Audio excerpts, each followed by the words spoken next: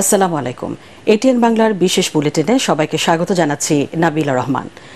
দেশে এবার জনগণকে রক্ষার সরকার হবে বলে জানিয়েছেন নোবেল বিজয়ী অর্থনীতিবিদ ডক্টর ইউনূস।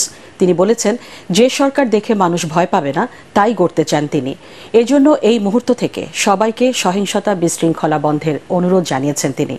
দুপুরে ফ্রান্স থেকে ঢাকায় নেমে হজরত শাহজালাল আন্তর্জাতিক বিমানবন্দরে গণমাধ্যমে দেয়া বক্তৃতায় তিনি এসব কথা বলেন। এ সময় তার পাশে ছিলেন বৈষম্য বিরোধী ছাত্র আন্দোলনের সমন্বয়করা।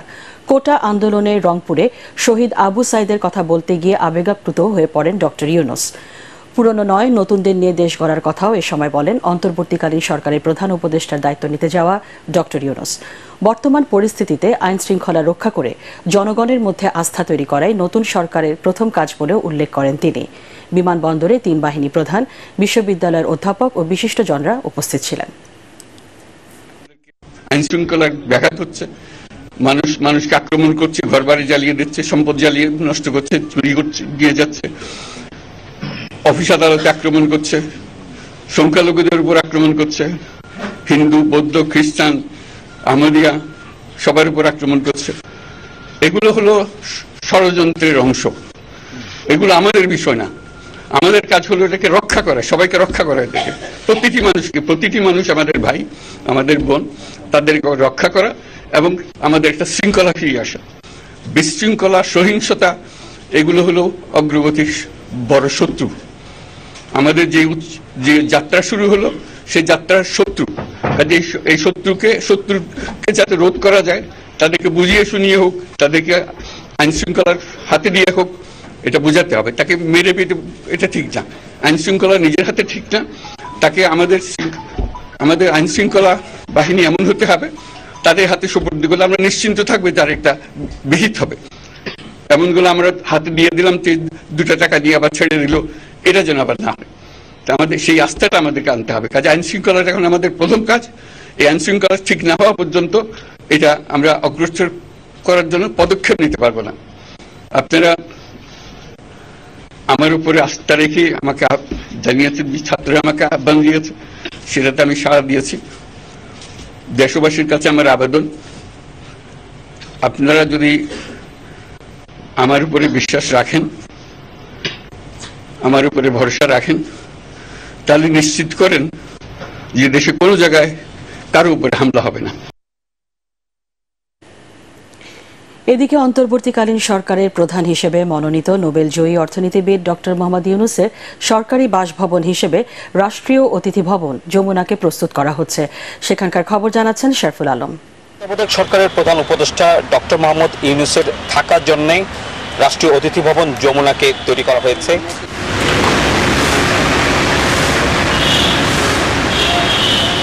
আপনারা দেখতে পাচ্ছেন যে এখানে গৃহায়ণ ও গণপূর্ত অধিদপ্তরের যেসব কর্মকর্তারা আছেন তারা কিন্তু কাজ করছেন এবং তারা তাদের এই ভবনটিতে থাকার জন্য যে ধরনের প্রস্তুতি দরকার, যে ধরনের গোছগাছ করা দরকার, অনেক দিন এই ভবনটি ব্যবহৃত হয়নি, আপনারা সবাই জানেন, এবং সেই জন্য কিন্তু তারা এই ভবনটিতে থাকার উপযোগী করার জন্য যা যা করার প্রয়োজন তারা কিন্তু সব ধরনের পরিষ্কার পরিচ্ছন্নতা থেকে শুরু করে সব ধরনের কাজ করছেন। এবং এছাড়া আমরা দেখছি যে এই ভবনটিকে ঘিরে চারপাশে কিন্তু এক ধরনের নিরাপত্তা বলয় তৈরি করা হয়েছে এবং প্রধান উপদেষ্টার জন্য যে ধরনের নিরাপত্তামূলক ব্যবস্থা রাখা দরকার কয়েকটি স্তরে, সেটি আমরা দেখতে পাচ্ছি। এবং আমরা এটিও দেখতে পেয়েছি যে আমরা সেনাবাহিনীর সহ প্রধান উপদেষ্টা নিরাপত্তার জন্য যারা যারা কাজ করবেন তাদের কিন্তু একটি অগ্রগামী দল এরই মধ্যে এখানে চলে আসছেন এবং তারা কিন্তু মহামান্য যে প্রধান উপদেষ্টা তার থাকার যে জায়গাটি সেটিকে যাতে সম্পূর্ণ নির্বিচ্ছিন্ন রাখা যায়, নিরাপত্তা দিয়ে রাখা যায় এবং চারপাশে সেই ধরনের নিরাপত্তা বলে কিন্তু তারা গড়ে তুলছেন। তো এই ছিল আমার কাছে সবশেষ খবর। সাধারণ শিক্ষক থেকে অর্থনীতিবিদ হলেন ক্ষুদ্র ঋণের প্রবক্তা। তার প্রশংসা দুনিয়া জুড়ে। শান্তিতে জয় করলেন নোবেল। নামি দামি বিশ্ব নেতারা এখন তার ঘনিষ্ঠ বন্ধু। বিশ্বখ্যাত সেই বাংলাদেশি ডক্টর মোহাম্মদ ইউনূস পরিবর্তিত রাজনৈতিক প্রেক্ষাপটে এবার হাল ধরেছেন বাংলাদেশের। সাদাসিধে চালচলন ও সরল কথায় সহজেই তিনি কাছে টেনে নিতে পারেন সাধারণ মানুষকে। ডক্টর ইউনূসের বর্ণাঢ্য জীবনের খানিকটা তুলে ধরছেন Ekramul Haque Sayem. To award the Nobel Peace Prize for 2006 divided into 2 equal parts to Mohammed Yunus.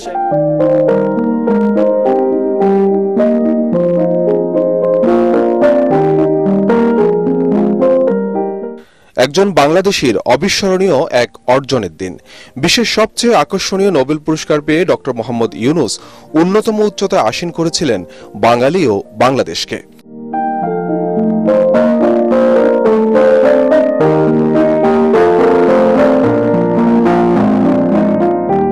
ছিলেন শিক্ষকতা পেশায়, সেখান থেকে ব্যাংক প্রতিষ্ঠা, পরে ওই ব্যাংককে সাথে নিয়ে শান্তিতে নোবেল পান তিনি।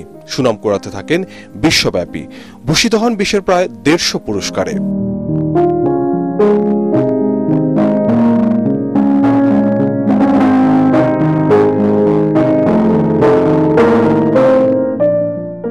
ডক্টর মোহাম্মদ ইউনূস দারিদ্রতার বিরুদ্ধে সংগ্রাম শুরু করেন চট্টগ্রামের জোবরা গ্রাম থেকে। ক্ষুদ্র ঋণ বিতরণের মাধ্যমে পাল্টাতে থাকেন দরিদ্র মানুষের জীবনমান। জোবরা গ্রামের নবযুগ খামার থেকে পর্যায়ক্রমে 1976 সালে প্রতিষ্ঠা করেন গ্রামীণ ব্যাংক। সামাজিক ব্যবসার মাধ্যমে দারিদ্রতার বিরুদ্ধে লড়াই কেবল দেশে নয়, ছড়িয়ে পড়ে গোটা বিশ্বে। দেখলাম যে এই তত্ত্বকথার চাইতে সরাসরি মানুষের সাহায্যে এগিয়ে আসা বরং ভালো। একটা মানুষের যদি আজকের দিনের জন্য আমি কাজে লাগি, সেটা বরং আমার সন্তুষ্টি বেশি হবে। হিলারি ক্লিন্টন নিজেই গ্রামীণ ব্যাংক অ্যাপ্লিকেশনে লেগে গেলেন। তারপরে আস্তে আস্তে এদিকে মালয়েশিয়ার থেকে সেটা সম্প্রসারিত হলো ইন্দোনেশিয়াতে, ইন্দোনেশিয়া ফিলিপিনে এই এলাকাতে এটা সম্প্রসারিত হতে আরম্ভ করলো। তারপর শুরু হলো ভারতে, স্পেনে আছে, তারপরে ইংল্যান্ডে আছে, তারপরে নরওয়েতে আছে, শুরু হয়েছিল প্রথম নরওয়েতে, ফ্রান্সে সর্বত্র আছে, তারপরে কসোভোতে আছে, বসনিয়াতে আছে, পোল্যান্ডে আছে, এরকম ইউরোপের বহু বিভিন্ন দেশে আছে। তবে নিজ দেশেই গত 1.5 দশকের বেশি সময় ধরে কোণঠাসা ছিলেন নোবেল বিজয়ী এই অর্থনীতিবিদ। কর্তৃত্ব হারিয়েছিলেন নিজের প্রতিষ্ঠিত সেই গ্রামীণ ব্যাংকের। বিভিন্ন মামলায় আদালতে বারবার হাজিরা দিতে হয়েছে অধ্যাপক ইউনূসকে। ছিলেন গ্রেপ্তারের আশঙ্কায়ও। এর আগে নোবেল পুরস্কার অর্জনের মাত্র 5 মাসের মাথায় 2007 সালে সেনা সমর্থিত তত্ত্বাবধায়ক সরকারের সময় রাজনৈতিক দল গঠনের কার্যক্রম শুরু করে পরে পিছু হটেন তিনি। সে সময় শেখ হাসিনা ও খালেদা জিয়াকে রাজনীতি থেকে সরাতে -2 ফর্মুলা বাস্তবায়নে তাকে ঘিরে ছিল নানা আলোচনা। আমরা আমাদের সামনে যত সমস্ত সমস্যা আছে সবকিছু আমরা নিষ্পত্তি করে ফেলতে পারবো, আমরা সুন্দরভাবে শান্তিপূর্ণভাবে। এরপর 2009 সালে শেখ হাসিনা সরকার ক্ষমতায় এলে রোষানলে পড়েন ডক্টর মোহাম্মদ ইউনূস। তবে কখনো সরকারের তীব্র সমালোচনা শোনা যায়নি নোবেল বিজয়ীর কণ্ঠে। বৈষম্য বিরোধী ছাত্র আন্দোলনের গণ অভ্যুত্থানের পর আবারও আলোচনার শীর্ষে আসেন ডক্টর মোহাম্মদ ইউনূস। শিক্ষার্থী, সুশীল সমাজ ও রাজনৈতিক দলগুলোর সম্মতিতে বাংলাদেশে প্রথমবারের মতো সরকার প্রধান হতে যাচ্ছেন একজন নোবেল বিজয়ী। ইকরামুল হক সায়েম, এটিএন বাংলা, ঢাকা। রোববারের মধ্যে প্রধান বিচারপতি ওবায়দুল হাসান সহ আপিল বিভাগ ও হাইকোর্ট বিভাগের বিতর্কিত 50 বিচারপতির অপসারণ দাবি করেছেন সুপ্রিম কোর্টের আইনজীবীরা। দুপুরে সুপ্রিম কোর্ট আইনজীবী সমিতি ভবনে আয়োজিত সংবাদ সম্মেলনে এ দাবি জানান তারা। একই সাথে এই সময়ের মধ্যে নতুন বিচারপতি নিয়োগ দিয়ে আদালতের বিচারিক কার্যক্রম চলমান রাখার দাবি জানান তারা। তারা বলেন, এতদিন সর্বোচ্চ আদালত দলীয় আদালতে পরিণত হয়েছিল। এমন ঘটনা যাতে ভবিষ্যতে আর না ঘটে, সেজন্য খুব শিগগিরই বিচারপতি নিয়োগের আইন ও অ্যাটর্নি জেনারেল অফিসের কর্মকর্তাদের নিয়োগের জন্য আইন প্রণয়নের দাবি জানান আইনজীবীরা। সংবাদ সম্মেলনে উচ্চ আদালতের নিরাপত্তায় সেনাবাহিনী মোতায়েনের দাবি জানান সুপ্রিম কোর্ট আইনজীবী সমিতির সভাপতি মাহবুব উদ্দিন খোকন। এদিকে সিনিয়র আইনজীবী আসাদুজ্জামানকে অ্যাটর্নি জেনারেল হিসেবে নিয়োগ দিয়েছেন রাষ্ট্রপতি। অন্তর্বর্তী সরকারের প্রধান হিসেবে নোবেল জয়ী ডক্টর মোহাম্মদ ইউনূসের প্রতি ছাত্র জনতা ও রাজনৈতিক দলগুলোর আস্থা রয়েছে বলে জানিয়েছেন বিএনপি মহাসচিব মির্জা ফখরুল ইসলাম আলমগীর। জাতীয় অর্থোপেডিক হাসপাতাল ও পুনর্বাসন প্রতিষ্ঠানে চিকিৎসাধীন কোটা বিরোধী আন্দোলনে আইন শৃঙ্খলা বাহিনীর গুলিতে আহতদের দেখতে গিয়ে তিনি একথা বলেন। ডক্টর ইউনূসের নেতৃত্বে বাংলাদেশ চলমান সংকট কাটিয়ে উঠবে বলেও আশা প্রকাশ করেন বিএনপি মহাসচিব। পরে চক্ষু বিজ্ঞান ইনস্টিটিউটে চিকিৎসাধীন আহতদের দেখতে যান তিনি। আহত ছাত্র জনতাকে বিএনপি সব ধরনের সহযোগিতা দেবে বলে জানান মির্জা ফখরুল। ইউনূস তো আমাদের ছাত্রদের আমাদেরই মনোনীত ব্যক্তি, যাকে আমরা গোটা জাতির পক্ষ থেকে এই দায়িত্ব দিয়েছি যে ইন্টারিম গভর্নমেন্টের দায়িত্ব তিনি পালন করবেন। আমরা অত্যন্ত আশাবাদী যে তার মতো মানুষ সফল নেতৃত্বে, যোগ্য নেতৃত্বে এটা কাটিয়ে উঠে তিনি এটা নিয়ন্ত্রণ করতে পারবেন। প্রথম তো হচ্ছে যে আপনার আইন শৃঙ্খলা রক্ষা করতে হবে, তার জন্য চূড়ান্ত ব্যবস্থা নিতে হবে।